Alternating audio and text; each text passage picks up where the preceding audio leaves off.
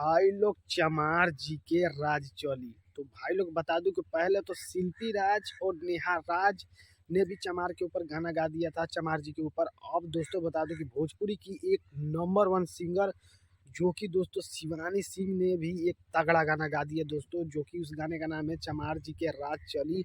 मैं आपको बता नहीं सकता दोस्तों, क्योंकि आप लोग तो जानते ही होंगे कि शिवानी सिंह कौन है और इनका गाना तो कितना बज चुका है दोस्तों, आप लोग को मालूम है। जो कि खेसारी लाल और प्रमोद प्रेमी यादव जी के साथ मतलब कई बार काम कर चुके हैं दोस्तों, और बहुत ब्रांडेड मतलब बता नहीं सकते यार, आप लोग को बस समझ जाइए दोस्तों। और बहुत खतरनाक टाइप का गाना है दोस्तों। यहाँ देखिए पोस्टर भी शो हो रहा है दोस्तों, बहुत तगड़ा, जो कि ये तो दोस्तों कुछ दिन पहले ही रिलीज हो गया था दोस्तों, मुझे मालूम नहीं था दोस्तों, नहीं तो वीडियो कब का ही मैं इसको इसके ऊपर बना दिया होता दोस्तों।